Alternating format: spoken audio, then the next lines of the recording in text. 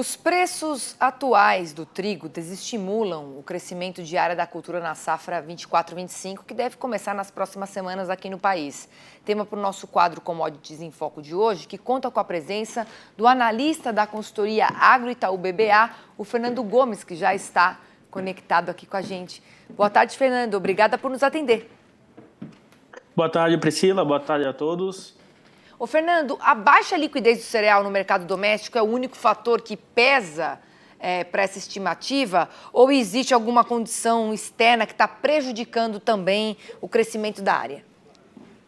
Priscila, acho que vale lembrar aqui, né, que além dos preços aqui, com margens muito espremidas do produtor, né, o produtor que já vem sucedido em uma soja aí com uma margem também um pouco mais espremida, dados os outros anos, né, tem uma dificuldade aqui de encontrar sementes de boa qualidade aqui, o que a gente tem visto em algumas regiões aqui, produtores falando sobre essa dificuldade em função exatamente dos problemas climáticos que tiveram no ano passado, né? Então, além disso, quando o produtor olha para frente, ele fala, poxa, mas e o preço vai subir? Tem algum fundamento aqui? E não é o que a gente tem visto aqui, tá? Em relação a preços melhores que estimulem o produtor a aumento de área, né? Mais especificamente sobre as cotações do cereal, né? Na última semana de março que o trigo fechou aqui em queda no mercado doméstico. Como é que foi o comportamento do último mês e qual a perspectiva agora para abril? Tá. A gente tem que lembrar que o trigo nacional, aqui o trigo brasileiro, ele tem uma pequena produção em relação ao mundo. Então, quando a gente tem algum problema, qualquer problema aqui, não reflete muito lá fora, mas lá fora reflete muito aqui dentro, né? Então, a gente tem que olhar para fora. Quando a gente olha para fora, é uma produção aqui, a segunda maior produção global, quer dizer, vem um balanço muito grande de trigo, né? Além disso, o trigo ele conversa muito com as cotações do milho, né? Principalmente em função aqui de ração. Lá fora eles utilizam muito mais o trigo também para ração. E aí há essa contrapartida entre milho e trigo para o produtor de ração aqui, para o pecuarista lá fora. Olha, eu posso adicionar trigo ou milho. E nesse caso, o milho tem puxado também as cotações para baixo junto com o trigo, né? Mesmo com o balanço apertado do trigo, né, com a produção recorde, mas o consumo também vem recorde, o que tem puxado aqui, basicamente, é o milho também. E um outro ponto de destaque que a gente precisa colocar aqui, Priscila, é a questão da Rússia, né? A Rússia é o maior exportador de trigo do mundo e tem uma janela muito apertada de exportação aqui, né? Quando a gente olha, eles têm que exportar nos próximos 4 meses 2 vezes o que o Brasil produziu no seu nível recorde. É muito trigo para um balanço que já vem com uma oferta muito grande. Além disso, você tem descontos ali em função de guerra. Então, acaba baixando o preço do trigo na Rússia e todos os outros competidores precisam baixar também para fazer competitividade com os preços da Rússia. Então, o que a gente tem visto de preços aqui sem grandes fundamentos para a alta dos preços internacional e que vai respingar aqui dentro, né? Principalmente o nosso formador de preços aqui, que é a Argentina, que é o que supre o nosso trigo, que a gente não consegue o nosso consumo maior do que a nossa produção, a gente precisa importar boa parte disso. E vem da Argentina. E a Argentina vai ter esses preços conversando com o globo inteiro. E aí, olhando para frente, a gente não vê grandes fundamentos aqui, Priscila, para que haja uma alta de preços expressivas aqui para o cereal, tá? Para as próximas semanas. Tá certo. E a previsão climática, né, para a safra do trigo neste ano, ela aponta para uma transição, né, que a gente está falando bastante aqui, de um El Niño para um Laninha. Qual deve ser o impacto que os produtores podem esperar agora? Tá.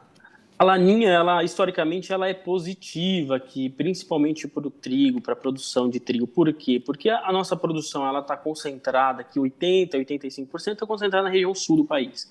E a laninha ela tem uma característica muito específica que ela reduz o volume de chuvas históricos nessa região, que para o trigo é o momento da colheita. Então isso é excelente para a produtividade do cereal e da qualidade, que principalmente foi afetada no ano passado aí com o El Niño, que foi exatamente o cenário inverso, foi muitas chuvas na região na época da colheita na região sul, né? Então essa mudança do fenômeno climático gera exatamente um cenário positivo em relação à produção e qualidade de trigo aqui para o país, tá? dá para a gente dizer que, né, apesar de a gente não ter uma expectativa de crescimento diária, é provável que a produtividade, então, aumente com essa condição de laninha aí a partir do segundo semestre. Perfeito, perfeito. O que os números da Conab têm indicado, inclusive aqui, Priscila, é de um ajuste da produtividade. Então, quando a gente combina, né, uma redução de produção diária, principalmente aqui 6%, a gente está falando em média aqui em 3,5 milhões de hectares para esse ano, né? Mas ajustando a produtividade em 16%, quer dizer, 50 sacos por hectare, essa produção ela se torna a segunda maior da história, né? A gente está falando aí de um número, a Conab indica esse número de 9,5 milhões de toneladas. Então, é um número robusto em relação ao que o Brasil produz, mas também tende a ser uma produção de boa qualidade, o que é favorável porque favorece a liquidez. Então, se não tem comprador aqui interno, a gente consegue exportar com maior facilidade, inclusive competindo com a Argentina e competindo com outros players aqui em função de qualidade, porque o nosso trigo tem essa dificuldade em relação aos outros players em função de qualidade, porque chove na colheita, em média no Brasil aqui a gente tem esse período de precipitação na colheita. Laninha, ela reverte esse cenário, então a gente tende a ter uma segunda maior produção histórica do país com uma boa qualidade. Tá certo. Agora, em um cenário geral, Fernando, quais os pontos de atenção que precisam estar no radar dos triticultores ao longo do ano e que podem mexer aí com as cotações dos preços? Tá. Priscila, acho que tem alguns pontos aqui, como a gente comentou antes, né? O hemisfério norte, que são os grandes produtores, tem uma safra para vir ainda, ela tá ocorrendo, né? Até o meio do ano a gente vai ver o número dessa safra, então tem muito chão para acontecer ainda, né? Ou seja, pode ajustar esse balanço um pouco mais para baixo, pode ter um cenário aí de milho também diferente, né, que pode contribuir para uma elevação desses preços aqui, né?